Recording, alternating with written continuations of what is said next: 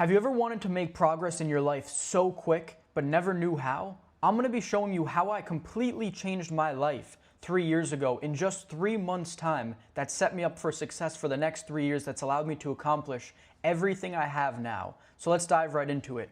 This starts back in May 2022 with a heartbreak that really devastated me. I hit rock bottom because I truly loved this girl, but also because I had let myself fall off with all my good habits and I started doing some bad habits, some of the things that she wanted to do, like smoke weed. I ended up playing video games, just getting lazy, eating junk food with her, letting the relationship completely consume my life, have no financial things going for me, so I had no money at all.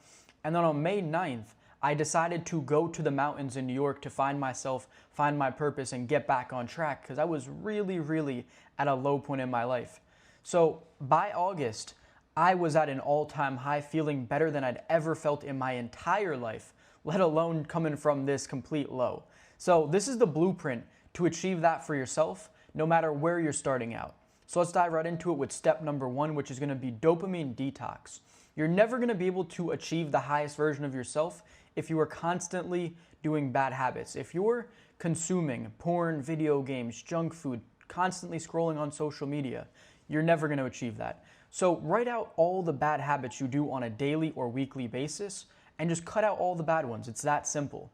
Even during this phase, when I first started, I was at such a low point when I was researching what is everything I can cut out to feel better, and I cut out music, caffeine, everything. There wasn't a single bad artificial source of dopamine I was consuming during this time. And the more you cut out, the quicker you'll see results. So this is super important because you're going to allow your mind to reset, heal from all the damage you've done to it. And then while you're doing this, you're going to want to add healthy delayed gratification activities. These are going to help build up the prefrontal cortex. That's an area in your mind that basically works along with delayed gratification. So as you're cutting out the bad and implementing the good, you're going to be strengthening this area, and it's going to make you have much better mental health, which is absolutely essential no matter what you want to do in this life. So what did I add? I added reading, meditating, journaling, gratitude, like writing 3 to 5 things I'm grateful for every single day, and then reflective, taking time to think back, asking self-discovery questions, really just sitting down with my journal for a long time and figuring out who I am as a person. I would go to the gym. I would spend a lot of time in nature. This was one of the big things because I was in the mountains in New York. I would do hikes, short little walks. I would even just go outside and sit in nature and just observe. That was something I remember doing back in the start of this dopamine detox when I had nothing to do, is I would just go sit on a rock in the middle of the woods and just listen to nature and see the squirrels running around. And looking back on it now is just one of the most peaceful moments of my life. I also threw in ice baths. That's a good thing you can do as well. It helps really boost your dopamine in a healthy way. So then step 2 is going to be discovery of purpose. So by the end of June, I decided to start self-improvement, a girl-focused YouTube and TikTok. I didn't end up building this into anything big, but for this time, this was sort of my business that I was learning, and I got so many valuable lessons. Although I didn't end up making it into something, it was my purpose during this time, and I was so fulfilled by doing this. So my days became working with self-improvement, doing deep work on my personal brand, and my days just became really good. Like I felt, woken up with drive, with ambition, with excitement to tackle the day and make some videos. And the question to find your own purpose is, I would say, what would I do with my time if I had all the money in the world and needed to do something to fill my time because I would be bored otherwise? And try and find something as closely aligned to that as possible. Chasing money or the career that your parents and society wants for you is going to leave you miserable. I've tried it myself. Even after finding that self-improvement thing that was so in alignment with myself, I've talked about it many times. I didn't have the level of self-development necessary. I was just getting started from being a shy, insecure kid. So I wasn't able to pursue that fully and turn it into a business. I didn't know what to do. So I ended up taking on sales careers and going down a couple of different paths before finding my way back to this, realizing that this is my true purpose. So if you do those things that society tells you, like getting those traditional jobs, you are going to be miserable. Because I went from doing something like that, self-improvement YouTube, which was my purpose, to go into those jobs, and I absolutely hated every second of it. So it's so important that you find something in alignment with your true self if you really want to be fulfilled and be happy with your life. Now, step 3 is going to be building beliefs. So during this phase, one of the most significant things that changed my life forever was building new beliefs. I went from having anxiety, feeling depressed, to having no anxiety at all and feeling calm and peaceful in a very, very short period of time.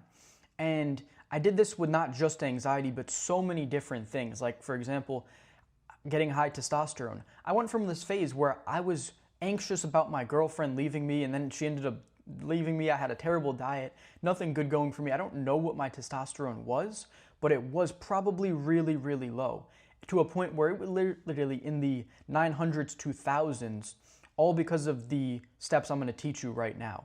And it's a very simple formula to ingrain any belief into your identity. So one, you need to decide your new identity. What is it that you want to achieve? Do you want to have high testosterone? So you want to just say something like, I have, in present tense, high testosterone over 1,000 nanograms per deciliter. That's your new identity that you want to assume. And then you just got to prove it to yourself with small wins every single day. So what is something that you can tie to having high testosterone? What did I do? Well, I was on NoFap, so I was getting morning wood, having boners throughout the night. So I was saying, oh wow, I'm having all this energy, this masculine energy. This must be because I have high testosterone. I was eating really healthy, so I was fueling my body with the proper nutrients. And I was saying, wow, eating this healthy food is helping my testosterone. I would get 9 hours of sleep per night. I would say, okay, all this sleep is helping me get high testosterone. And the list goes on. I was meditating to reduce my anxiety. This is reducing my cortisol, helping me have high testosterone.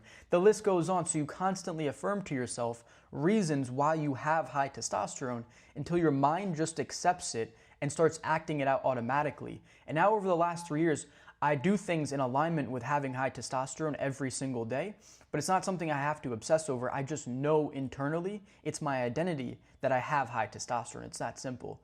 So, and then once you really start seeing the wins along with this and the progress, it's going to start just becoming easier and easier. Like when I had that test that showed that I had 900 nanograms per deciliter, it was just automatically a massive part of my identity where it's like, boom, your identity has to accept it. The test came through saying that you have this high testosterone. Or if you start making crazy progress in the gym and getting all this muscle and strength and losing body fat, your body's just going to be like, oh, well, I have high testosterone, right? These are all the things, and you want to use the small wins as well as the big wins that you start noticing to tie those into your identity. And that's really, it's that simple. All you have to do is stay consistent, prove to yourself constantly that you have this new identity. And it takes discipline, but that's what it takes in order to assume a new identity. It's a little bit of work, but once you do it, the new beliefs that you're acting out on are going to be in the best version of yourself and are going to massively help you with anything that you want to achieve. So step number 4 is staying consistent. These habits, beliefs, and overall positive momentum will only stick and work for you if you do the work day in and day out. This is something I'm constantly telling all my coaching clients is that, look, in the first month, right, say they made amazing progress, they've been reading, meditating, journaling, doing whatever it is, everyone's case is individual, and they're like, whoa, I made so much progress. And I'm like, great. But the thing is, you really need to stay consistent with this. It's not just like you do this for a month and now you've made some improvements, your mental health is better, everything's going good for you, made progress in the gym, and you can just slack off and go back to your old habits. This is a lifelong journey that you're gonna have to be consistent with day in and day out. You just gotta think, what is the alternative? Do you wanna live the life of a loser, or do you wanna live the life of a winner? And realizing that this is what it takes to be a winner is just constantly doing the work, showing up every single day no matter how you feel. And once the habits are formed, it's easy to keep them on autopilot and just get that 1% better every day. And you don't understand how much this is going to compound over the years if you actually do. And here's the thing is, if you fall off or start slipping up, you just got to get back into it. You don't need to beat yourself up. Everyone makes mistakes, but the faster you can pick it back up, the better off you'll be. And this takes us to our last step, which is going to be to shortcut the process with a mentor. I always thought when I was younger that I was too good to have a mentor, and for the longest time, that was my case. And then recently, in the last 6 months, I've invested over $30K into myself by learning different skills, obtaining knowledge from people way further ahead than I am, and this has made a massive difference in my life and how quickly I've developed. So if you want to make 2025 the best year of your life and avoid all the mistakes that I had made and had to learn the hard way and just get straight to getting your goals as quickly as possible, then book a free coaching call with me down below where we're going to dive into your current situation, every single aspect of it. We're going to figure out your dream life, and then we're going to give you actionable steps in order to get there. So if that sounds good to you, the link is below in the description. I'll see you guys on there. Have a great day, everyone.